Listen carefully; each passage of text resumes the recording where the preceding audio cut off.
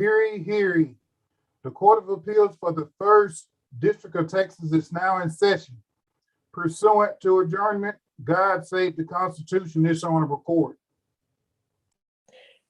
Good morning. Welcome to the First Court of Appeals. Will the parties make their announcements? Kevin Madden on behalf of the appellant Sandy Patel and ERCC Construction, Your Honor. Okay. Good afternoon, Your Honor. Lisa Norman on behalf of the appellee Warwick Construction Company. Okay. Let us begin with Mr. Madden. Here's my first question. How many distinct injuries are there? Thank you, Chief Justice. May it please the court. There is one distinct injury, Chief Justice. Warwick Construction didn't get paid its change orders. That is established by its pleadings. That is established by the testimony at trial. That is even established by certain arguments that are made in the appellee's own briefing. Now, if I could sort of segue into that in just a moment, Madam Chief Justice. I understand in our brief, issues 1 and 2 are conjoined, right? Because they both relate to this significant and groundbreaking appellant argument about the new interpretation of the one satisfaction doctrine. But I would like first just to talk about very briefly our first issue. Mr. Patel was not sued for breach of contract. Mr. Patel was not found liable for breach of contract. There were no claims against Mr. Patel for breach of contract tried by consent. There's a judgment right now against Mr. Patel jointly and severally with the ERCC for breach of contract. Rule 301 in the Texas Supreme Court in Stoner states specifically, you can't get a judgment against someone whom you didn't sue, who doesn't appear in your pleadings and it is not supported by a jury question or a jury finding. That is fundamental error by the trial court, and we're asking this court to correct it by reforming the judgment to only show a breach of contract finding against ERCC for the amounts found by the jury. Going into our second issue, and this will talk in more detail about the injuries that were suffered potentially in this case, Madam Chief Justice. The definition of the word unconventional is, quote, not based upon what is generally done or believed. The appellee admits that they are asking this court to accept something unconventional. I would submit that that is an understatement if I have ever heard one. What they are arguing for is a whole new legal world that would affect every single civil case in this district by changing our fundamental understanding of the one satisfaction doctrine. That's not hyperbole, justices. And this new standard or interpretation of the law is contained on page 25 of their appellee brief, wherein they claim that they can recover on multiple theories against multiple defendants, even on a single injury, justices, because the one satisfaction doctrine, quote, does not apply to reduce recovery when the plaintiff seeks an amount equal to, not greater than, the amount of its injuries. This court's opinions in Wen, in Crowbar Drilling, in Sam Houston v. Sheback, in Saden, in TMRJ Holdings, all hold that a party that seeks damages under 2 or more theories for a single injury must, before judgment is rendered, elect which remedy they want the court to render judgment for. These opinions reflect and reference the Supreme Court's opinions in Skyview, in Boyce Iron Works, in Tony Golo versus Chapa, in Stewart Title, which all say the exact same thing. And these cases also hold that it doesn't matter whether multiple defendants commit multiple different acts as long as the injury is the same. The Lundy case holds it doesn't even matter if the jury awards different amounts of damages on different causes of action, as long as the injury is the same. And this court in the 2018 TMRJ case said, it also doesn't even matter if you're seeking monetary and non-monetary relief. If you suffered a single injury, you have a single remedy. So what's a single injury? The single injury here is Warwick Construction did work that they didn't get paid for. Specifically, they didn't get paid about $870,000 in change orders. That is the specific injury, Chief Justice. And nowhere in any of these cases that I've just referenced does this Grand Canyon-sized exception argued by the appellee appear anywhere. So there are 2 alternatives. Either this court and the Texas Supreme Court have simply neglected to memorialize this huge exception to the one satisfaction doctrine, which would eat the rule, by the way, or it's not the law, and it's not the law. And related to your specific question on the how many injuries that there are, in Exhibit 2 to our brief today, we provided the live pleading in this case. We're on page 263. Warwick Construction's sole fraud claim against my clients was that they defrauded Warwick by making misrepresentations related to a bond. We said we would get a bond, we didn't get it. And as a result of that, when they didn't get paid, there was no bond to make sure that they got paid. And can we just back up a little bit? Yes, I'm trying to get a better grip on precisely what these various players did. Altus Sugarland Realty, co-owned by Mr. Patel and the others, wanted to build a project. So they contracted with Sterling Group of engineering companies, Sterling Engineering, is that correct? Correct. Altus owned the project and was the developer. I don't believe Mr. Patel ever had an ownership. Okay, well, Mr. Patel, it seems like Mr. Patel had an ownership in 3 different players in this. Altus, and then Sterling Engineering, and then also ERCC. Yes, Justice Kelly, he had an ownership in ERCC and Sterling. Okay. But not in Altus at all? Not in Altus, Justice. All right. So Altus contracts with Sterling in order to build the project. Altus contracts with ERCC. Sterling's a structural engineer. So Altus contracts with ERCC to build the project. ERCC hires Warwick to act as the general contractor. All right. So what service did ERCC provide? It was the construction manager, the project manager, the intermediary between Altus and Warwick. And then what services did Warwick provide? Warwick actually built the hospice. Right. So They were the actual general contractor. And what services did Sterling Engineering provide? Sterling is a structural engineering, so I believe they would have provided, some of the engineering services on the project. Potentially, I'm not exactly sure the engineering work that they did on Sterling. You know how much Sterling ended up. You know how much Sterling got paid out of the $3,200,000? I don't know if Sterling was paid anything, Justice Kelly. Okay. Wasn't Sterling supposed to be the project manager? That's their allegation. Their allegation is they were told that Sterling was going to provide project management services. All right. And that may be the case.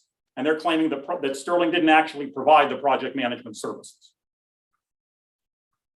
Which, by the way, Judge Landau, their entire fraud claim related to that, for the $352,000 that they claim, they reduced their contract price because you told us Sterling was going to do project management services. They said at trial they were no longer seeking to recover that as fraud. Right. So the whole issue then on the single injury that we're talking about, in their pleadings, they talk about the fraud related to the 352 that they're no longer seeking. And they talk about it in terms of you defrauded us related to this bond.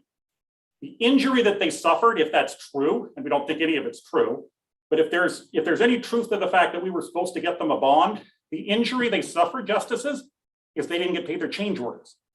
The injury that they suffered as a result of ERCC breaching its contract, they didn't get paid their change orders.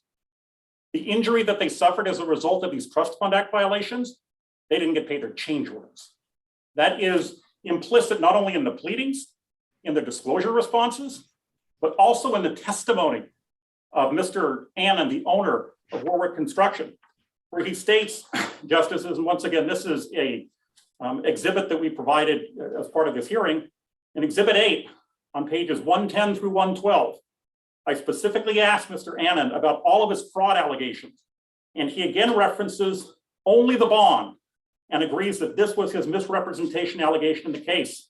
He also stated that the damages related to the misrepresentation were the unpaid change orders, the exact same damage that we were talking about in breach of contract and we're talking about in the Texas Trust Fund Act. So why didn't ERCC pay Warwick for the change orders? Because Altus didn't pay ERCC. This is a standard construction issue, Judge Kelly, when the owner didn't pay anybody related to these change orders. That's why Warwick, their original cause of action was a lien against Altus, right? Because Altus didn't make these payments. All right, ERCC would have been more than happy to pay Warwick. It didn't get paid. Right, as a result of that, it was unable to pay Warwick on these change orders. In their closing statement to the jury, appellee's counsel specifically said to the jury, and this is once again, this is exhibit 11, I'm sorry, exhibit 12 that we have provided to the hearing justices. The damages that they are seeking for fraud are the same damages that they were seeking for breach of contract and for violations of the Trust Fund Act. There is a single injury here. And because there is a single injury, they're entitled to a single remedy. They did not elect their remedy. And what this case has said, in the Wynn case and multiple other cases, is if you don't elect your remedy and the trial court doesn't elect your remedy, this court will elect your remedy for you. And it is a purely ministerial function. We'll look at the jury charge, and whatever the jury awarded, whatever the greatest recovery is, that is the recovery that you are entitled to. It is clear as a bell in the record of this case, in the pleadings of this case, that their injury is we didn't get paid. They don't like that. They want there to be separate injuries related to the fraud. There are no separate injuries related to the fraud. And in order to attempt to recover where they can't recover, they are asking this court to accept this extraordinary new version of the one status factor doctrine, which is directly contrary to every opinion that this court has issued in the past 20 years related to that doctrine. I see my time has expired unless the panel has additional questions. I have one small ministerial question. It doesn't seem that all of the trial exhibits made it up to the appellate record. I just want to confirm that there's nothing in there that we're missing that we need to make our decision. The exhibits that I attached as part of this hearing was just a few exhibits, Judge Landra. It was just 12 exhibits that I put just based on what I would be arguing today. Those aren't all of the trial exhibits. Right, but all the trial exhibits didn't make it into the appellate record. I'm not talking about what you attached. I recognize those, but they're not in the reporter's record. I am not aware of that, Your Honor. I can certainly check on that, Justice Landau, and provide some clarification on that if necessary. But I'm not aware of any holes that we have in the record between the time at the trial and the time it came up to the appellate court. Okay, thank you. Right. Thank you. Okay, let's hear from Mrs. Norman now.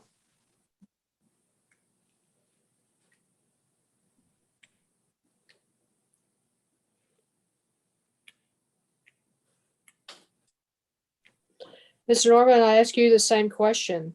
How many distinct injuries are there? Your Honor, I believe there are at least 3, although there's a partial overlap in 2 of those injuries. The injuries that occurred, one with regard to the breach of contract and the money that was not paid to Warwick.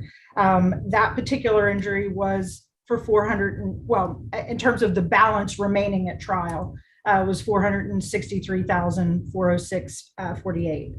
The additional injury that occurred was the trust fund violations, where the defendants actually stole money and that had been paid to it by the owner and used it to pay for other expenses that were not project related. That was for $372,000. There is overlap, I recognize, in those 2, which is why in the judgment itself, we elected to make the $372,000 joint and several, $372,000, despite what my friend on the other side said was not a breach of contract award against Mr. Patel. It was for trust fund violations. Additionally, against ERCC, they were found liable for the $372 for trust funds. They were also found liable for the $463 on breach of contract. Because there's duplication there, the way that the judgment was rendered is the $372 is joint and several between Mr. Patel and ERCC, Patel for trust funds and ERCC for breach of contract. And then that delta that remains on the breach of contract of the $91,406.48, ERCC would be liable for on its own without any liability to Mr. Patel on that. But aren't you double counting the 363? No, as a matter of fact, they are the are you talking about the 372? 372, sorry. No. So there's one bucket of 463,000, right? And of that bucket, 372 of it, they are jointly and severally liable for. Okay, but I'm talking about in terms of damages. So Warwick is owed $463,000 after settlements are included, correct? Correct. Now, according to the allegations, the trust fund violations, 372,000 was misspent by ERCC. Correct. But that's a subset of the 463. That is correct. We are not Okay, adding so- the two of those together. So setting that aside, right? So not setting that aside. If it's a subset of the 463, all it's missing from Warwick's perspective, it doesn't matter where the money went, except that it didn't go to Warwick. So Warwick will be made whole by one payment of 463. Is that correct? Not talking about the fraud damages for a moment, but Okay, just side fraud. speaking, right, just speaking solely about the breach of contract and the trust fund. Right. One payment of 463, yes. And of that 463, Mr. Patel and ERCC are jointly and severally liable only for a portion of it. I'm not talking about the joint and several liability. Okay, The question is more specific. Would Warwick be made whole by one payment of $463,000? for the breach of contract and trust fund violations, yes. Okay, thank you. Absolutely. The additional injury that was testified to at trial was with regard to the fraud claim. And quite honestly, part of what brings this entire appeal is the fact that Mr. Patel himself, who has already been hit with one large fraud verdict against him in another case, is trying to avoid any liability here and essentially leave Warwick with the ERCC shell, which contains no assets at this point. The fraud, as testified to at trial and what's actually in the record, began with the representations by two individuals with ERCC that they had obtained a bond, and that bond, that was a requirement not in their contract with Warwick, but in their contract with the owner, Altus. They failed to obtain that bond. Had they obtained it, then Warwick would have had a surety they could have gone against for payment. In addition to failing to get the bond. Well, you say they failed to get the bond. Doesn't the contract specifically say in Article E2, surety bonds, the contractor, meaning Warwick, shall provide surety bonds as follows? Warwick had, each party had bonding responsibilities. In the subcontract that you're reading from, Justice Kelly, Warwick had a responsibility to obtain a payment bond for the benefit of the subcontractors below it. In the prime contract with ERCC and Altus, ERCC had a separate and distinct obligation to obtain a payment bond that would have been for the benefit of my client Warwick in the event that Warwick had not been paid. Was Warwick party to that contract? Warwick was not a party to that contract. Was it No. named as a third-party beneficiary? No, and that's why our claims with respect to that are not based in contract, but based in fraud. As Mr. Annan of Warwick testified to at trial, had it not been for the representations of Mr. Robinson and Mr. Patel of ERCC, that they had obtained a bond as required by their contract with the owner, that Mr. Annan never would have entered into this contract to begin with. And their representations are what induced him into it. And so it's the fraud in their claims regarding the fact that they had obtained a bond that formed the basis of the fraud claim. Additionally, as adduced at trial, Mr. Annan testified that he was anticipating project management services being provided to it by Sterling. No project management services were ever provided to it by Sterling. Did you withdraw that claim or no? We withdrew our claim for the $352,000 for the reduction in our contract price. And so, which was a separate topic of discussion at trial. So there, additionally, our or originally our subcontract was for 352,000 more. Mr. Patel had approached Mr. Annan and said, if you reduce it by 352,000, then Sterling, and I'll make sure you have project management services from Sterling Engineering. There were a couple of layers of fraud there. He didn't reveal that Sterling Engineering was also his company. So we had a fraud by omission there. In addition, there were never any services that were Do actually you have a duty provided. to disclose the joint ownership?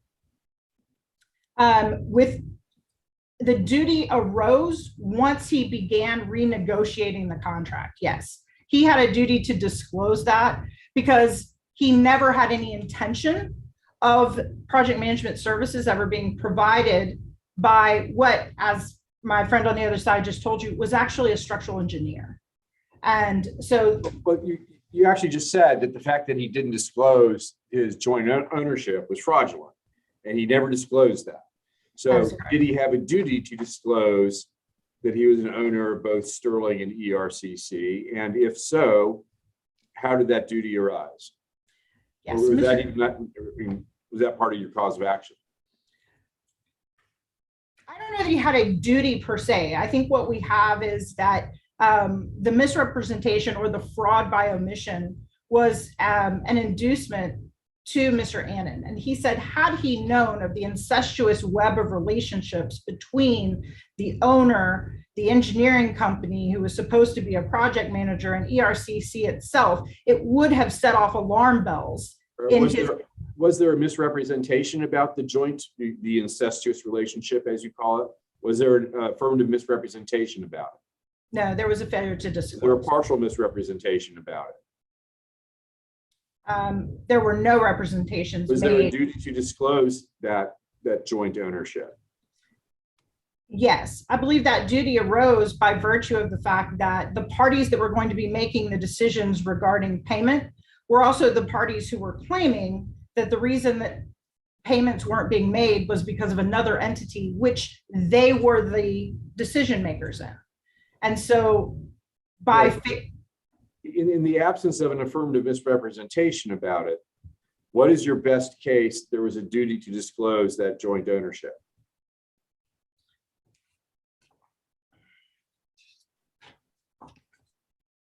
apologies, Your Honor, I don't know that I have a specific case site in front of me on that.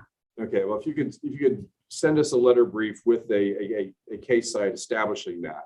And it's my Absolutely. sense that unless you have a fiduciary relationship or some other relationship of trust, there's not necessarily a duty to disclose in this sort of arm's length transaction. So if this is a linchpin of your cause of action, let's nail down whether there was actually a duty to disclose the joint ownership.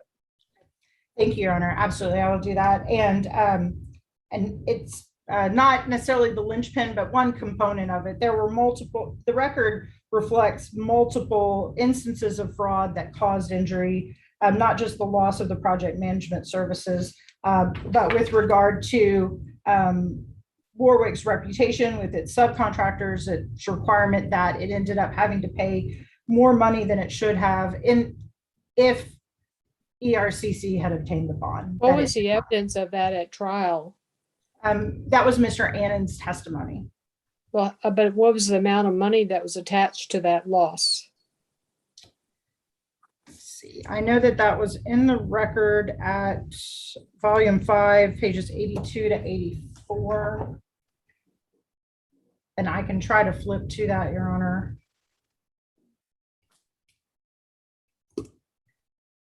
And I will, when I pull that up, I will let you know that exact amount.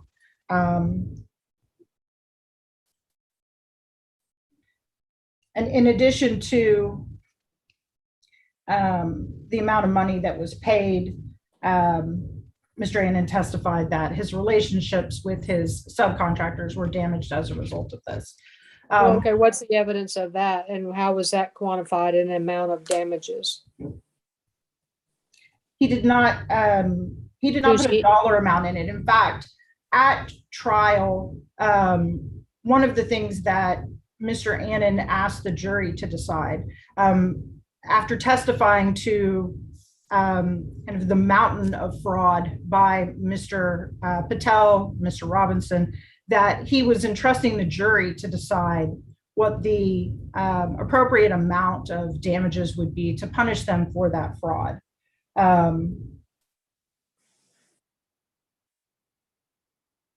He quantified it, I believe, over 300,000. They only awarded 33. And that 33,000, as best I could tell from the record, the jury attributed to specific checks that were written by ERCC to pay for other projects and other expenses of the company, but it was money that had been paid to it directly by ERCC. And while Mr. Madden testified that the reason that ERCC didn't pay Warwick was because it didn't get paid by Altus, there was not actually a contingent payment clause in the contract between ERCC and Warwick. It didn't matter whether Altus ever paid ERCC anything. The contract itself required that ERCC pay Warwick for the work that it performed. And here specifically, there was a negotiation of all of the change orders that got us to the amount of damages that were submitted at trial or were part of our claim. And those were amounts that reflected not only the work that Warwick actually performed on this hospice facility, but that ERCC approved and agreed to pay. The failure of Altus to have paid it, for which there was common ownership, 3 owners of ERCC were also owners of Altus. The failure of Altus to pay ERCC has no bearing one way or another on ERC's obligation to have paid Warwick. Could you explain the settlement credits? I mean, normally what happens is that the jury, that the plaintiff will submit the total damages, and then after the jury verdict and prior to judgment formation, the settlement credits are applied. It seemed rather unusual that you ended up reducing it prior to submission to the jury. The issue of settlement credits came up during pretrial.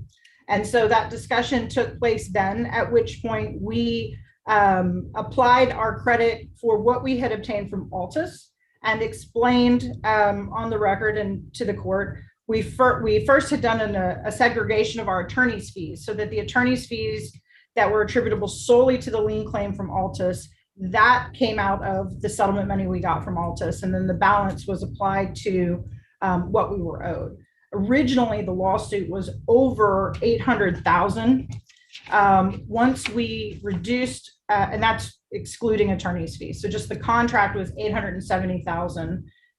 That the unpaid contract balance and change orders is what we originally sued for. After we subtracted both the attorney's fees and then what was left of that from the lien claim, there was $583,406 was the balance. That was what it was the day we walked into trial, that plus attorney's fees. The day of trial, the 3 doctor defendants, the ones that were co-owners in Altus and ERCC, settled out with us. And those credits were then applied at that time to reduce it down to $463,406. And so that's how the settlement credits were applied. And I believe I'm out of time. So unless the panel has any additional questions, thank you very much for your time. Thank you. Okay, let's bring Mr. Madden back. Thank you, Chief Justice. If I may, just to touch on a couple of things that the panel asked and what Ms. Norman answered. She admits, appellee admits, there was no bonding contractual requirement to obtain a bond between ERCC and Warwick. They referenced the fact of an upstream contract between ERCC and Altus that they were somehow relying upon. It's in our briefing. Justices, I asked at trial Mr. Annan if he was even aware of that contract. He said he was not. I asked him if he could have relied upon that contract in determining whether a bond should have been taken out. He said he couldn't have because he was unaware of its existence. That, I think, resolves the issue about whether there was ever any contractual right or any fraud related to this bond. In terms of whether there's any evidence in the record of all of these other fraudulent things that they talked about, when they're talking about, we have damage with our relationship with our subcontractors and we're incurring additional costs related to paying people, they put no evidence on the record of that. And when I object, when they talk about the 352, appellee's counsel says to the judge again, we're only seeking damages related to these change orders, even in terms of the fraud. And the jury can put whatever they want in terms of the damages related to the change orders, but it is the same injury. The fraud is not the injury. The failure to get paid is the injury on fraud, breach of contract, and the Texas Trust Fund Act. In terms of the duty that would potentially arise on non-disclosure, once again, ask Mr. Annan whether ERCC or Mr. Patel or anybody else ever withheld from him any information related to this common ownership. He said they didn't. I asked him whether he ever asked about it. He said he never did. These are red herrings designed to get away from the fact that this is a single injury. And in terms of this $352,000, I'll read from the record, which is part of one of our exhibits in the case. My examination with Mr. Annan, you are not alleging or no longer alleging any fraud related to the 352, correct? His answer, correct. The 352 is we reduce our contract price because you're going to do project management. You didn't do project management, therefore fraud has been committed. They waive it specifically at the time of trial. It appears again, they don't ask for it also when Ms. Norman is arguing before the jury as to the damages that she's wanting. She mentions nothing about this 352. She mentions nothing about damages related to these lack of project management fees. It's only, justices, when they get $33,000 from the jury, not the $800,000 that they wanted, that this gets resuscitated in their appellee brief, because it has to, because now they have to figure some way to be able to collect against multiple causes of action. If they had gotten $800,000 on their fraud claim, we would be here before you right now on one or two issues, because they would have elected to recover on the fraud. But instead, because they didn't get that, justices, they have to create this new Frankenstein's monster in the one status factoring doctrine. They have to misstate the record as exactly what happened in terms of the fraud allegations in order to somehow distinguish these injuries. Again, the injury isn't that their contract was breached or that the trust fund was violated or that fraud was committed. The injury is we didn't get paid our money. And that is the injury that in all of the cases from this court and the Texas Supreme Court that talks about the one status factoring doctrine, that's what you look at. Not all of these different allegations, not what everybody's claiming, but what the central injury is. And the central injury here is non-payment. You see again that my time is expiring, Chief Justice, and unless the court has any additional questions, I'll conclude. Are there any other questions? Okay.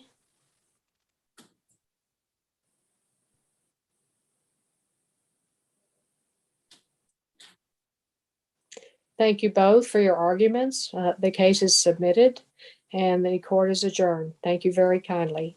Thank you very much. Thank you, Justice. Bye-bye.